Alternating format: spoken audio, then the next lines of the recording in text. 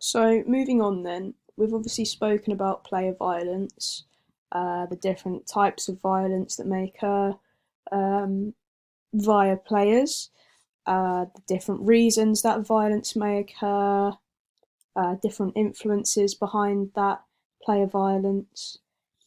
But there's also, of course, spectator violence that occurs in football as well. Now, in most sports, you'll find that, and it's a small minority, there will be occasionally a few people who do act violently and do act aggressively on their own.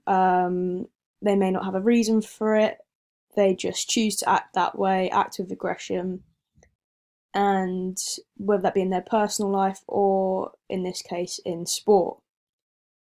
This obviously links back to the psychological theories surrounding that. Perhaps it might be linking back to the trait theory that that's natural to them, that they naturally act with aggression, and that's why they are portraying themselves in that way in sport as well as their personal life, and continue to act with violence at sporting events.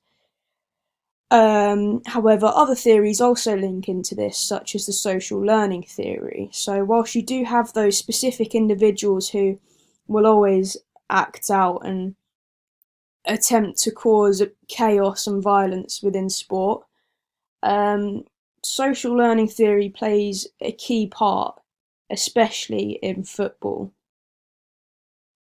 So, the social learning theory, the basics of it is that you learn from the behaviours and actions of others, and copy those actions. You're influenced by their actions, and follow suit.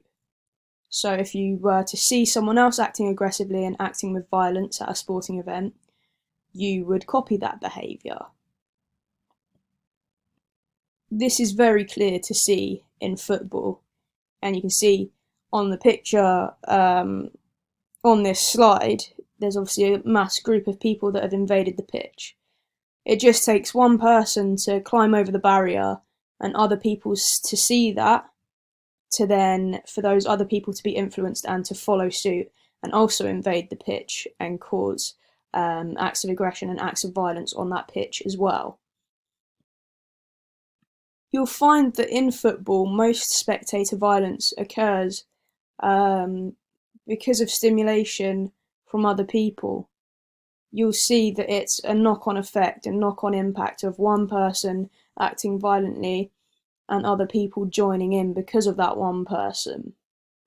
Obviously, there are other influencing factors as well, which I will go into, but it seems to be that the actions of other people are a kind of trigger point for other people to act violently in the sport as well. So why do those people initially act violently in the first place? So there's obviously an extensive list of reasons for this. Some of these reasons are similar to those of the reasons behind player violence. So it might be that the spectators are unhappy with the decision by the referee, or that they're unhappy with the performance of their team. They might act out with violence as a result of those decisions and those poor performances, as an act of frustration, as a way of expressing their frustration, I suppose, through that violence. You'll find that spectators tend to act with more aggression and more violence when they've lost a match or when they're losing a match. This is obviously because of that frustration, which links back again to that frustration aggression theory that I mentioned with the player violence. You might find that another reason is escapism. So perhaps some spectators might have really potentially perceivable boring jobs, where they don't have much excitement. They might work in an office all day, and then they go out to a football game in the evening and find that this act of violence is a method of escapism. It's kind of a way of catharsis, kind of venting all of that built up frustration from their job. A bit of excitement, I suppose. It brings them a bit of excitement where they're missing out on that in their normal life. And football, with the culture of there being so many people and the likeliness of you not being the only one in that situation, it's a perfect opportunity for those people to prey on that opportunity, I suppose, and act with violence as a release. This is where those big crowds become an issue as well, because it's very easy for spectators to hide within those crowds. So you could act with violence and then stay hidden in the crowds. It's harder for you to be called out, harder for you to be spotted and receive punishments for the violence that you inflict due to those larger crowds, because it's harder to spot someone in a crowd. Which is why, of course, people choose that opportunity, because it's harder for you to be picked out and harder for you to receive punishments for it. Another major factor, which I don't believe I've mentioned yet for spectator violence, is rivalries. Rivalries are a massive driving force for violence amongst spectators. There seems to be this perception that violence is more acceptable when it's against your local rival. This could again derive back to that history of mob football, where mob football would be played against two neighbouring villages, where that violence would be at the extremities between those two villages. Perhaps that's a driving force in the continued culture of local rivalries. Either way, rivalries seem to be where an increased amount of spectator violence does occur. It seems to be that people perceive it to be more tolerable. So, for example, a local rivalry would be between Brighton and Hove Albion and Crystal Palace. There is a massive rivalry there where aggression is a lot more heightened. There is verbal abuse between spectators, and in some cases, spectator violence as well, simply due to those divided opinions. One fan supports this team, one fan supports a different team, and because they don't support the same team, they feel that they have a right to go against each other and act with aggression towards each other. For some reason, this is particularly heightened when it is a local rivalry or local derby. Other cases of these rivalries might be Barcelona versus Real Madrid, Arsenal versus Tottenham, Manchester United versus Liverpool. The list goes on. You'll notice that there is a lot more security in place around these specific events due to these rivalries and due to the nature and history of these rivalries causing more spectator violence that needs to be prevented. Another major influencing factor on spectator violence is the consumption of alcohol and, of course, drugs as well. So, consumption of alcohol seems to be something that is part of the culture of football.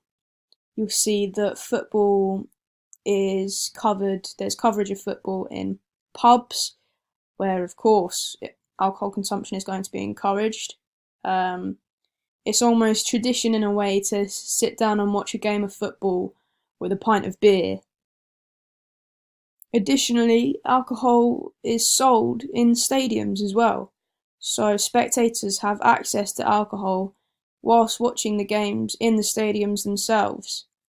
Now think of the mass consumption of alcohol by all of those spectators and that influence that alcohol has, and you can easily link that to the reason for spectator violence. Alcohol causes people to act aggressively a lot of the time.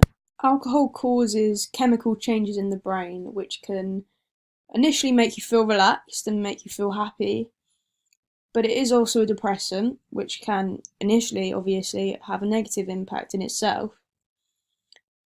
But it also reduces the effect of anxiety. And anxiety actually protects us by telling us to avoid or escape certain situations.